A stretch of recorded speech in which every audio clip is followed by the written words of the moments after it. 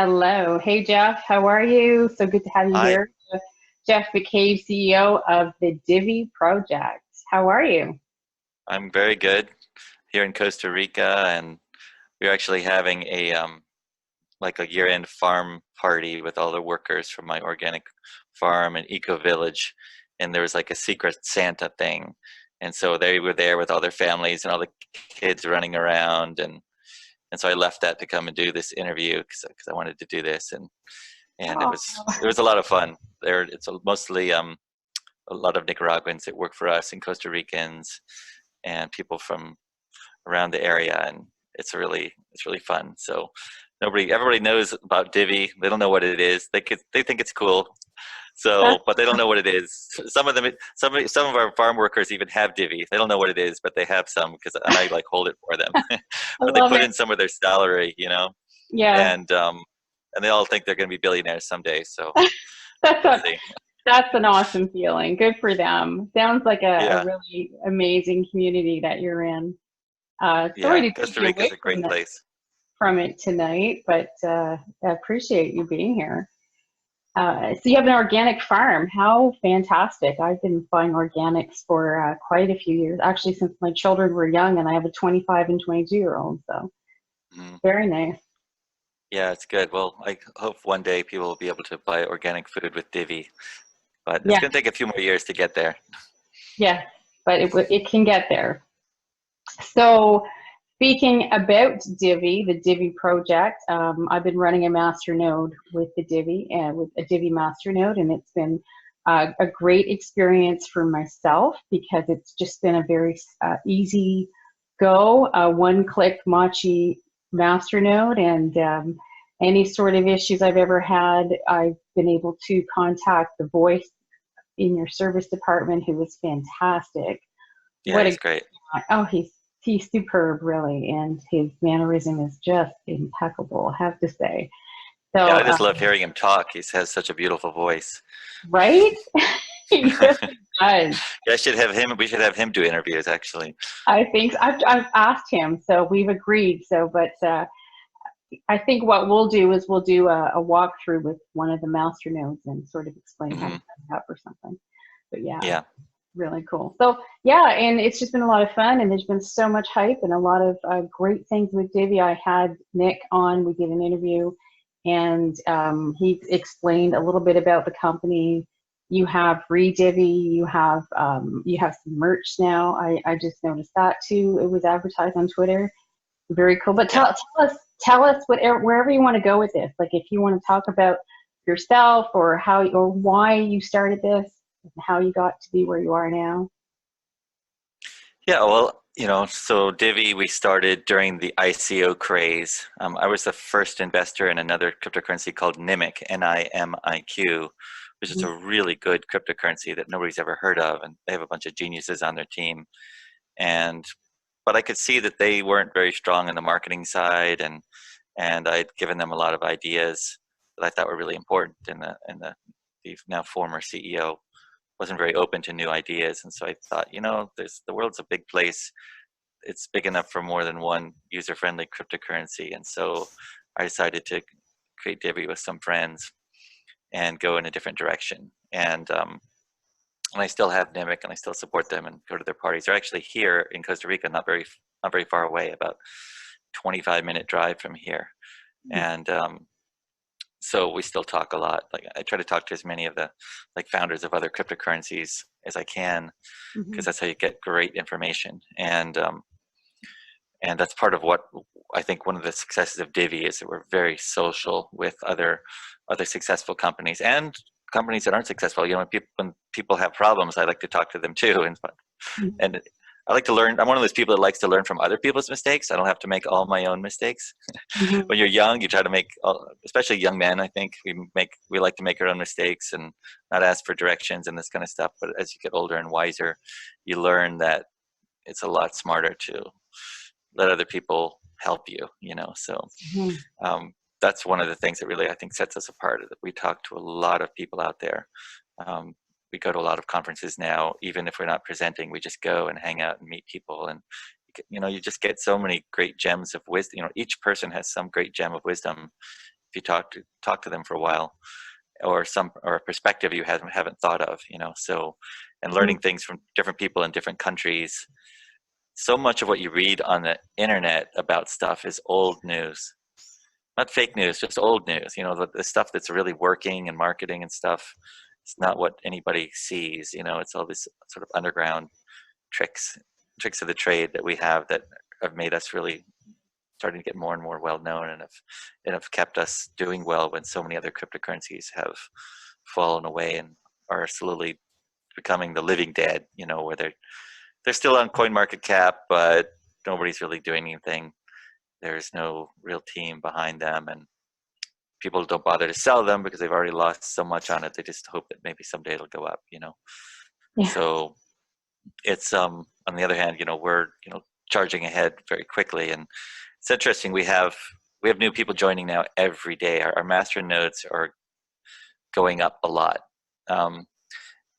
So that means there's sort of a trickle down happening right now. Some of the bigger holders are selling off. Maybe they're selling some of their rewards, or they're selling off something, and new people are coming in, and so it's diversifying and decentralizing very rapidly right now, which is really what we wanted. We wanted to have, you start your ICO, you only have a limited number of people that are buy in, but then you really want to decentralize and have thousands and thousands of Divi holders, and in our case, masternode holders or stakers.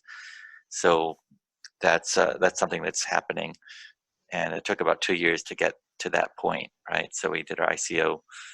It was over almost 2.5 years ago we started, and it's been 2 years since we finished our ICO, and we're one of the top percent, I think top 1% of performers. So people haven't heard of us now. It's interesting. I was just talking to a guy today from Kenya, and he was telling me his story. I reach out to every single new person in our Telegram to find out their story, because it's valuable.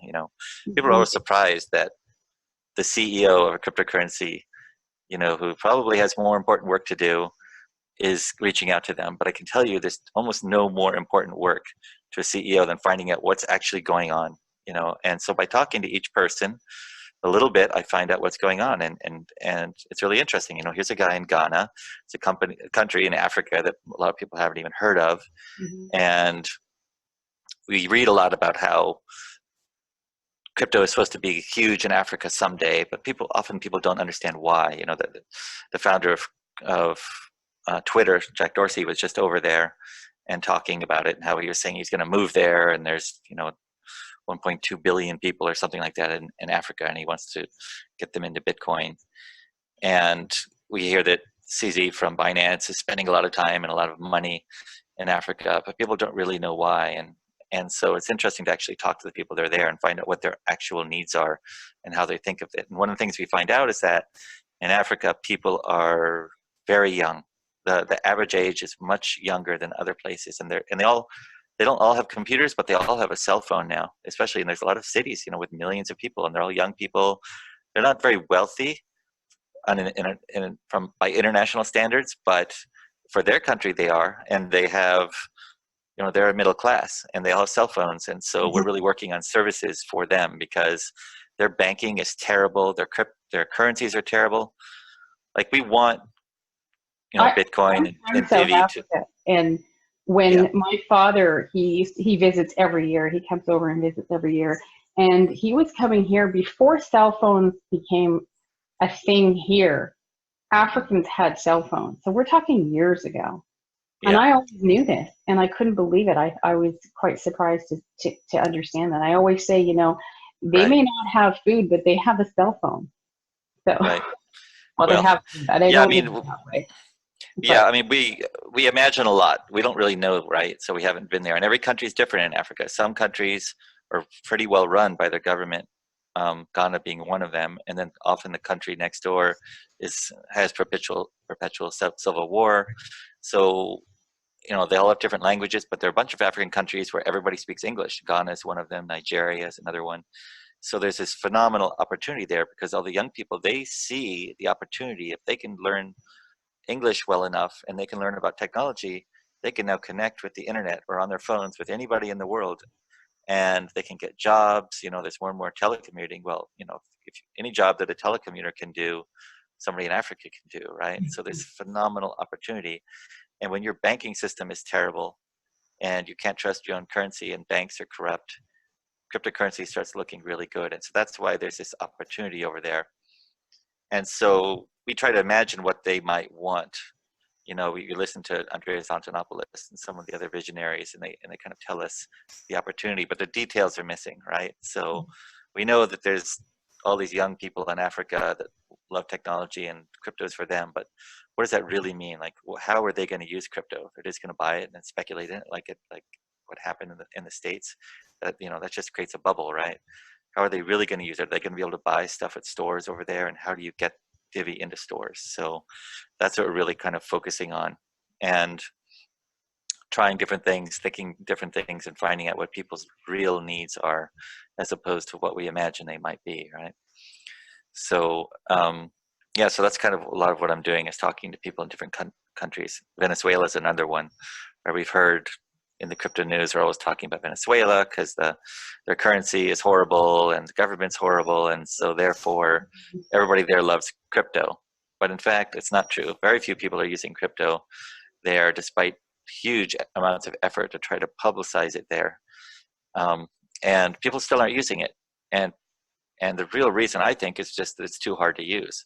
So that's why we're really focusing on, you know, people ask me, like, why are you going around trying to get stores to accept Divi right now? And it's like, well, it's still not ready. You know, we need to make it really easy to get in and out of it with very little fees. And we want it to be user friendly, so average people can use it without feeling like they don't know what they're doing and are going to lose all their money, right? Mm-hmm. You have to solve those problems before you tackle mass adoption, because most of the people that are ever going to use cryptocurrency the way it is now are already using it, and they're mostly speculators. Mm-hmm. So yeah, you mentioned that we have some merchandise, and yeah, we're doing this. I mean, we're showing how it can work. We're testing different things, but the reality is that it's not enough to just be able to buy stuff with Divi. People have to be providing products and services with Divi that you can't get any other way, and things that people want. So that's what I spend a lot of my time, you know, laying in bed at night thinking, what could I design or make or do with partners where people really want this product and they can only get it with Divi or say Bitcoin, and then we can provide that. And if it's something that's cool enough and interesting enough to people, then they'll take that leap of learning how to use Divi and crypto so that they can get that product. And so that's one thing that makes Divi unique, in that I was a product designer for 11 years, so I can think like a product designer. So for example, you know, we're talking to people in Italy right now about doing a fashion line that would be products that you can only get with Divi, right? And to show the kind of thing that we're talking about, right? And then it has to be cool. That's where branding starts to come in. And if you make it easy enough for people and people want the products you have, they'll do it, right? So yeah, exactly. Because so many people have, like, you know, they go to their neighborhood store and they talk them into accepting Bitcoin, but then nobody actually buys anything there. So they just stop, and then they get reluctant. They're like, well, I took all that time, I wasted it. Nobody's using this stuff. And now they're reluctant to do it again. We may need just a major financial crisis or something huge to actually make a movement. I mean, that's realistically, right? Yeah, that's one of the hopes right now. People are talking about it, is when and if the next crash happens, if it gets bad enough, people will just start using cryptocurrencies because they can't trust the banks. Right. The banks are shut down or they're not working. As long as the internet's working and people have a cell phone, Divi is going to be available soon in WhatsApp. You'll be able to send everything around the world in WhatsApp.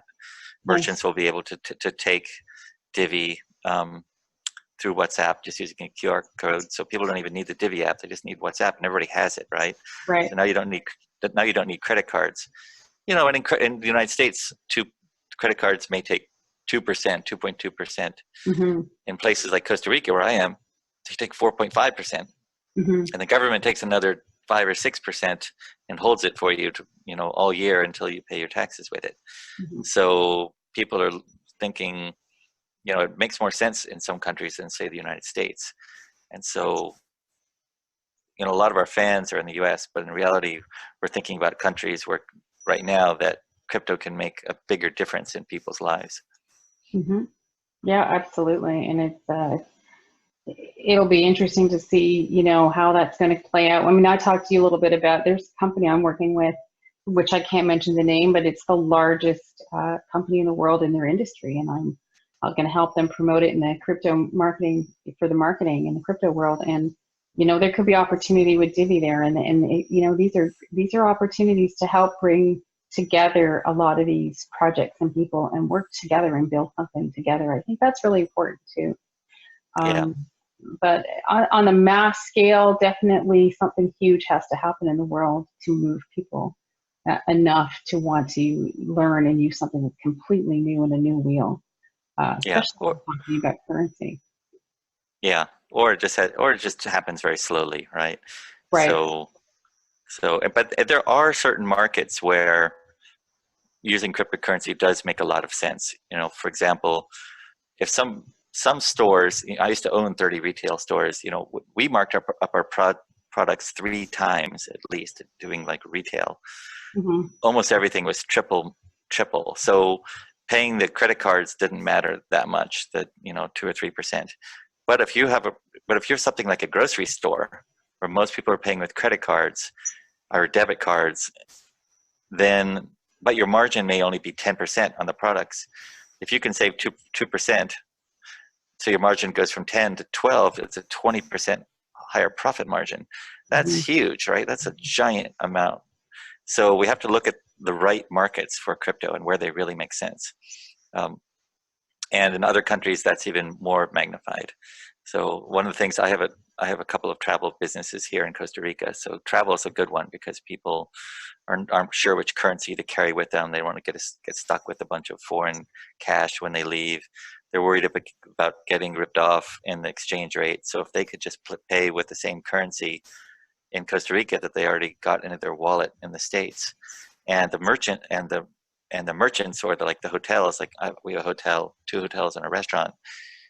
If we can take Divi and not pay the credit card fee, man, is that a big savings for us, right? Mm-hmm. So there's a niche, you know, travel in developing world countries is a really good niche, and that's my specialty. That's what I've been doing. I did for 10 years before I did crypto. So, and I'm still doing it actually. So it's just all my time is spent on Divi, but I still own the 2 hotels that I have here. Okay. Nice. And when did you move to Costa Rica? 15 years ago. So Oh, yeah, I've been here you're 15 years. well settled there then. Yeah. Yeah, yeah. I'm 51, so I was 35 or so when I moved here, and Oh, we're the yeah, it's a same. great place to be. We're the same age. Oh, cool. Yeah, so And you do, I just did, just a side off of crypto, you do yoga. You have a yoga school or something. Is that correct? yeah, so it's a yoga retreat center / hotel. So people come and they do retreats for a week, Okay. and they Nice. eat organic food, some of which we grow on my farm. And we take them to the beach, we teach them surfing, and we take them out to go snorkeling and see Oh, the and monkeys, everything else. It's an amazing experience that people have, and this is, except Bitcoin, but nobody's ever paid in Bitcoin. oh, is that right? Okay. The Yeah, average, or Divi for that matter. yeah. But we don't do a lot to put. We have a page on the website, but nobody, I think, notices it. But just very few people are using it. So at this point, And this is where the Divi retreat was that I graciously had to, well, first of all, thank you for the invitation to it, but couldn't make it. But this is where the Divi retreat is, where you held yeah. it. So we had a retreat where we invited all the team and a handful of people that had been working really hard with us for a long time for everybody to meet in person. And so we had a lot of people came down here with their wives and husbands, and a few people had kids with them. And Nice. so a lot of people that knew each other have been working together for 2 years. Like The Voice is one of them. I'd never met in person, and so that was really fun to do that and do a lot of bonding down here. And we talked about Divi a lot, and some really good stuff came out of that. But we also just had a lot of fun and hit the beach and all that. So it was a great time. We'll do it again next year. And we're talking about there's a festival called the Divi Festival in Mm-hmm. Aruba. Is that At where the end. the Divi tree is? Yeah, that's where the Divi tree is. So we're thinking about going there and inviting all our Divi fans and claiming the festival as our own festival and showing up and pretending like it's for us. Yeah. and and I think that would be a lot of fun and see how many people we get. So at some point we'll publish something about that and see how many people want to meet us there. And it's kind of out of the way. You know, it's a small country in the Caribbean. It's fantastically beautiful, I've been told, but it's not as easy to get to as say Mhm. Costa Rica or just going to New York or something like that, which would be a lot easier to get people to go there. Yeah, yeah, it's a bit of a trek to get there for sure, but I'm sure Yeah, it'd be worth it once you're there. Um, yeah, so what about, tell us a little bit about Redivi. That's very interesting. yeah. So basically, Redivi is a fintech. I didn't, you know, I'd heard of fintechs for a long time before I really knew what they were. Fintech is just financial technology company, right? So Hmm. it's technology revolving around money.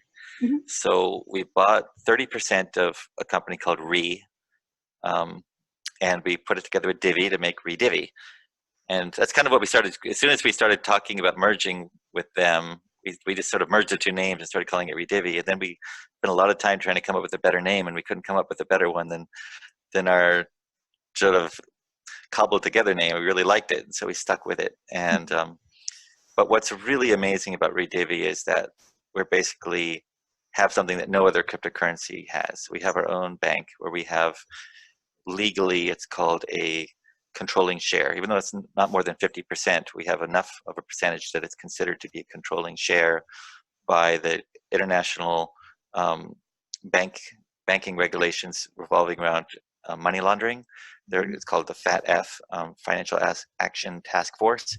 And they have recently published a whole set of guidelines, which have now been adopted by almost every country in the world for crypto, that basically just sort of crush crypto's best use cases, you know, of being able to sort of easily and anonymously move money around. They basically made that impossible to do by centralized organizations like Coinbase or any type of custodial wallets.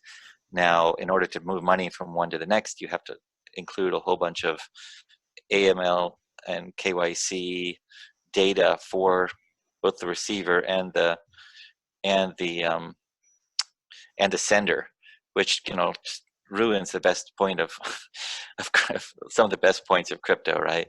Hmm. And of course the banks love this because it just makes it, they're already doing this, right? And they like to make things hard for everybody else because that's how they control things. So the point is that we can do that now in the background, and nobody else can. So a lot of other cryptocurrencies, well, not a lot, but a handful, such as Litecoin, have bought a small percentage of a fintech somewhere. Like Litecoin bought, I think, 5% of WEG Bank in Germany. Hmm. And the problem is that when you go and buy a small percentage of a bank or partner with a bank to create your services, you're really making a deal with the enemy, right? I mean, in crypto, we're trying to replace banks. And so at the end of the day, if you do too well, they're not going to like it and they're your partner, or you have a conflict of interest.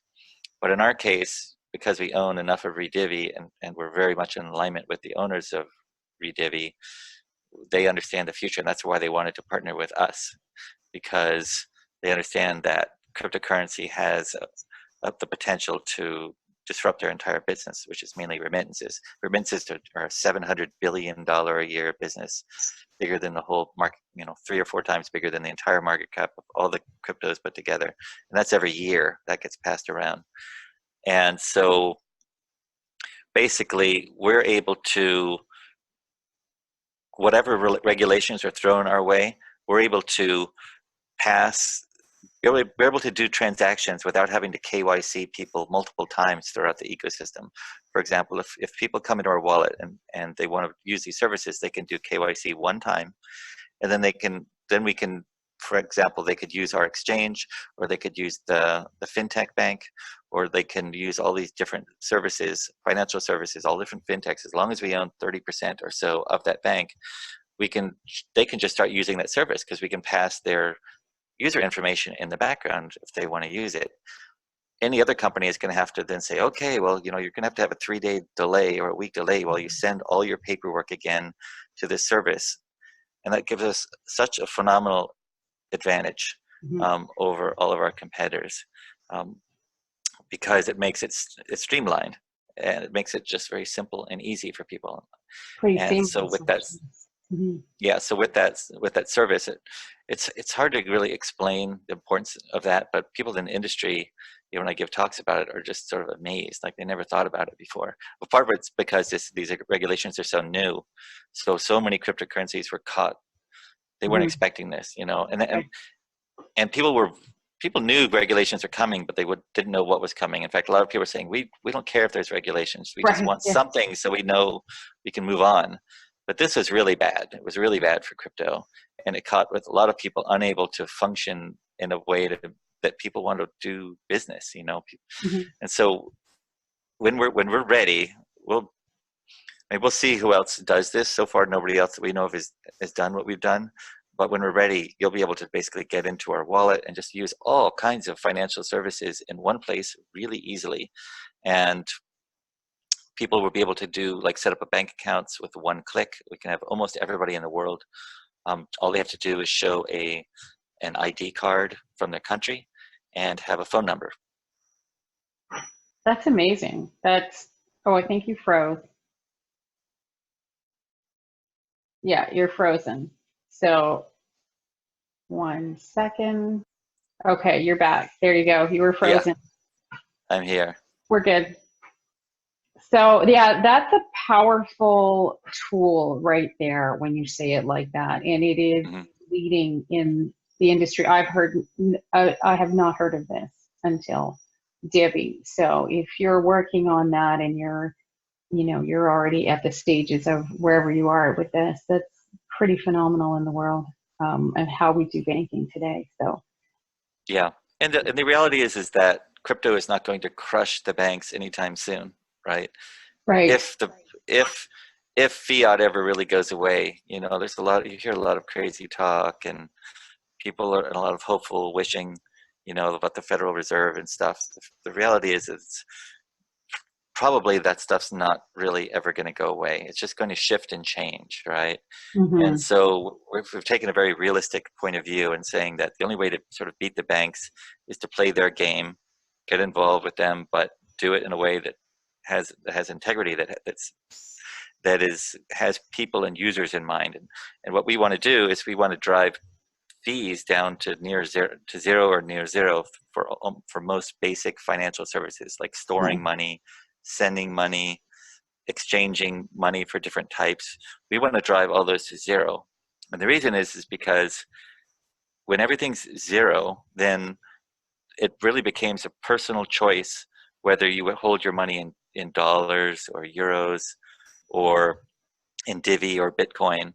Because right now there's a certain amount of friction. If you want to exchange one, you have to think about that you may lose 1% or 2% or 0.5% and do a lot of work. When we make it one click and no fee, then people will hold on to the one that they actually want. And that environment, Divi wins, because we give people 3 ways to earn more Divi by holding on to it. We have our masternodes, we have staking, and we have our lottery blocks. And so we want to force that battle. We want that low-cost battle, because driving fees to zero is where we really stand out and start winning against everything else as far as the coin that people want to hold. It's a great team you must have as well. I mean, just having met a few of you over at the WCC in Las Vegas, I love the team. I've promoted about that for Divi, that the team is really strong, and I do believe that. So I think that's a really important feature in a company to look for, is a very strong team.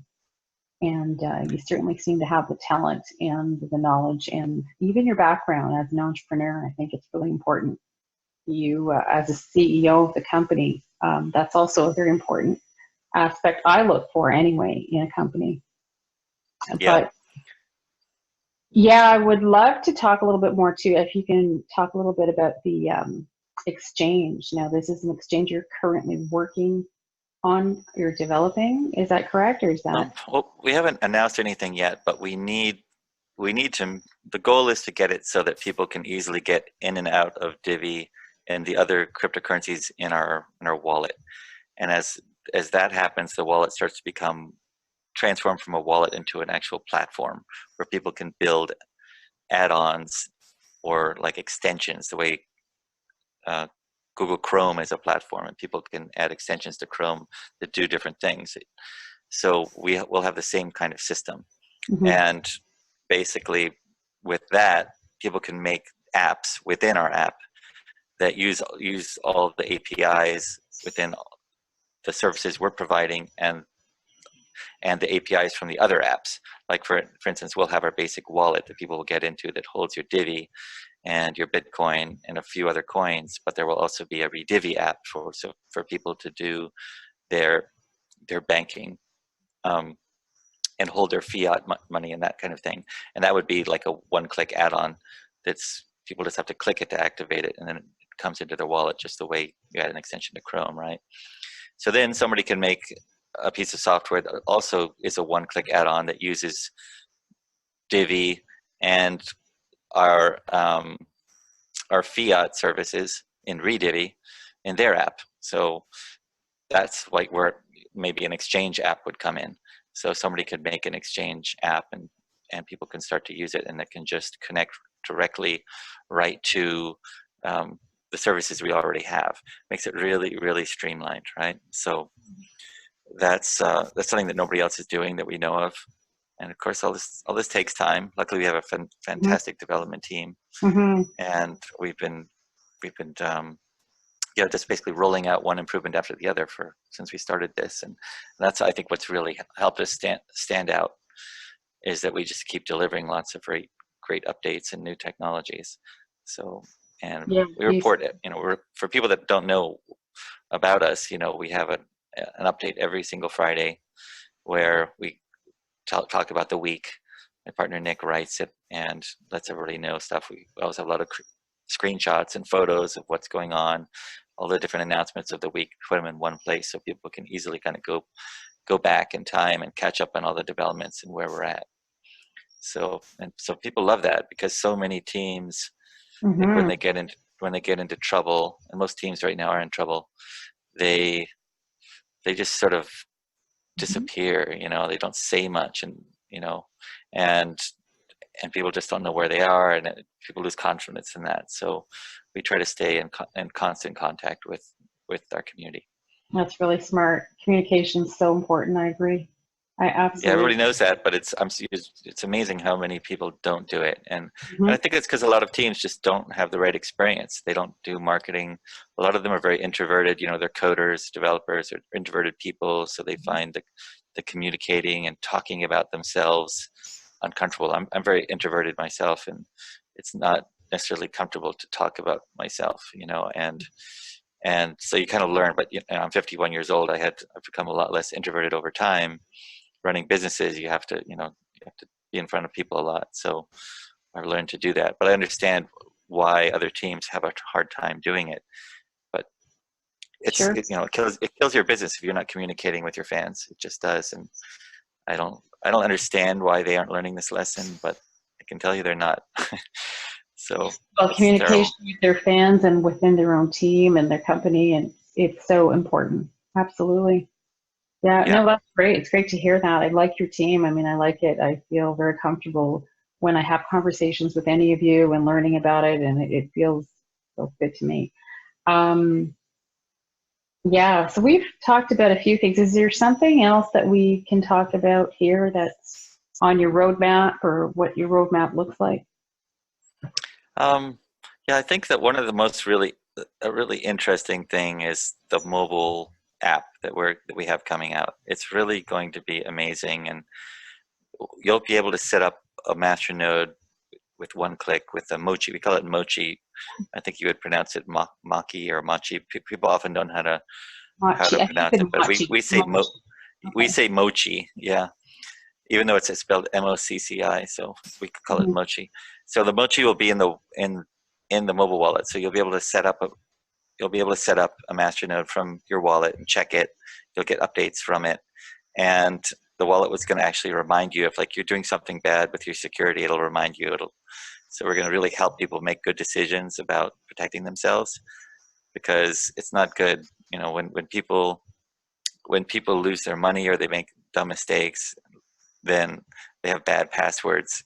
It ends up reflecting badly on all of crypto, because they're all out bad mouthing crypto in general, you know, because when they find out that they just can't call Divi customer service and get their money back, you know, because that's what they're expecting with their credit card, right? So why not? Why wouldn't they expect that? So that's what we really need to do, is help people from making bad decisions, right? So we have that, and then we're also going to have staking, so people will be able to stake with their wallets. Right now, the only way to stake is to, you know, have your laptop open all day long, or your computer open, and become a full node. And we still need a lot of people doing that, but you don't need 100,000 people doing that, right? So what you really need is people to do staking through their phones, so that people in Africa and other places where they don't have as much money can still stake the little bit they have, and sort of do pooled staking. So we have some options we're working on that where people can basically interact with the Divi economy only with their phone. And that's going to really open up a lot of new possibility for us. Oh yeah, that's incredible. And what's the other thing I wanted to mention? We talked about Divi, master nodes. Oh, there's something else. Oh, atomic swap. That's pretty interesting. Yeah, so atomic swaps are, you know, technology that we've borrowed from Bitcoin, and it basically allows you to just swap Bitcoin to Divi, right? And with that, we can bypass all the exchanges. And so only problem is you have to go out and you have to find somebody to swap with. And with the price of Bitcoin and Divi constantly fluctuating, you have to figure out a way for people to make the right decisions and sort of match people up. So the technology behind that is, the atomic swap part's easy. If you and your friend do it and you trust each other, it's pretty easy. But to be able to do it where it's easy, where you can just go and just swap it, that's harder. So it takes like everything else.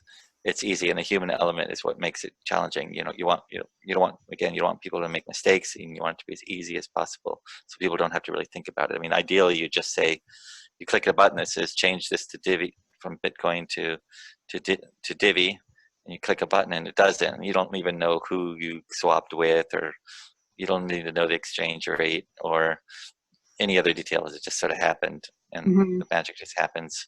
Everything, the more that we can put in the background, the better. And that's where, you know, crypto made easy idea comes in, right? Exactly. That's your work to do. Yeah. Really analyzing, watching how people work, and yeah, just trying to make it really easy and fun. We want people to enjoy using crypto. It should be really fun, but it's so scary for people and confusing. It's not fun until some people find it fun because they like solving puzzles. And so when they finally figure it out, they're very proud of themselves when they figure out how to use Coinbase and they get their first Bitcoin. They often have it, you know, in their wallet. They don't really know what it is. They don't know what a wallet is. They're still really confused. But for the most part, those people don't want that. They just want to do what they want to do with it, right? So we would need to make it as easy for them as possible. And that's how you bring it. That's how we bring in we go from, you know, a few million cryptocurrency users in the world to a few billion, right? Exactly. So to make it a lot easier. Exactly. And we're so early, so we'll get there, but one step at a time, one Divi at a time. I think I said that to Nick. Yeah. One Divi at a time. Yeah. But I mean, all these problems should have been solved already. There's perfectly good solutions. It's just the banks and the governments are blocking those solutions. Yeah. And they, you know, and so, yeah, there's no, I'm not sure what's going to happen to make cryptocurrency really start getting adopted. It may be, like you said, that people are going to have no other choice at some point, or it's just going to be slowly getting adopted. You know, as younger people don't trust banks, they don't trust governments, and they like crypto. So every year there's going to be more and more adoption, no matter what. Even if it's hard, even if banks make it hard and government make it hard, there's going to be more and more adoption over time. So Well, it I took see 10 it's years to get inevitable. took 10 years to get to where we are now with starting with Bitcoin. So yeah, I would only imagine it rolls faster as we go along, right? Each year just speeds up a little bit Right. more. But to have a mass adoption sooner, yeah, I think it would take a major crisis or something huge has to happen to make Yeah. people want to rely on something else. Yeah. And with what we're doing with Redivi, we are going to make it really easy and streamlined. The Redivi accounts, what's interesting though is that they're remittance accounts, so you can only transfer into them $1,500 per month. So for most Americans and Europeans, it's not enough. But for most of the world, that is enough. That's all the banking that they ever need. And these type of accounts, they don't give any interest, but you get so little interest from your bank anyway that it doesn't matter. And that's another reason why when we can make it easy to swap from dollars to Divi, and people are getting interest there, we feel like if the fees are low enough, more people will do it. And that's really good for us. It's good for us. The more they learn about Divi, the more they like Divi, the more they trust it, and the more people they tell about it. So Yeah, exactly. Redivi is this sort of magic bullet solution to helping Divi conquer the world. It's really going to be exciting the next year. You'll see a lot in 2020 when all this stuff starts rolling out. People are going to really freak out when they see what they can do with Divi that you can't do with other cryptos. Yeah, absolutely. Another year of education too is going to be make that much of a difference. And what kind of coins will be atomic swapped? Do you have any planned? Well, it's going to be it'll just be Divi and Bitcoin to start with, but the next on our list is probably going to be Litecoin, because we have so many Divi fans that are Litecoin fans. See, there we go. There's so many of you Litecoin people that have become Divi fans. So now more and more we're starting to love Litecoin too. I can tell. I mean, honestly, I never paid attention to Litecoin. I just didn't get it. Yeah. I never bought any. I don't think I ever had any. No way. So I never really paid attention. But but the Litecoin people are so passionate. It's exciting to me, and so I want to partner more with Litecoin. The other thing that's fun is there's no real Bitcoin community. There's just a bunch of people that use it. But Litecoin is really a community, and that's fun for me. You can really there are interact. a lot of Bitcoin maximalists, and I love Bitcoin. Bitcoin's always been my favorite, only because it's the grandfather and it's Bitcoin. For sure. But yeah, there's the Litecoin community, definitely very, very, very passionate.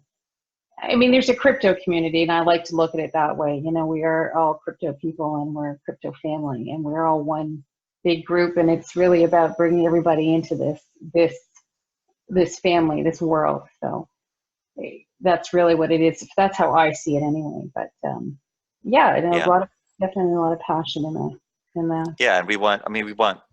So when we have Litecoin added to our wallet, you'll be able to do things with your Litecoin in our wallet that you can't do anywhere else. And so we're helping a lot of the Litecoin community.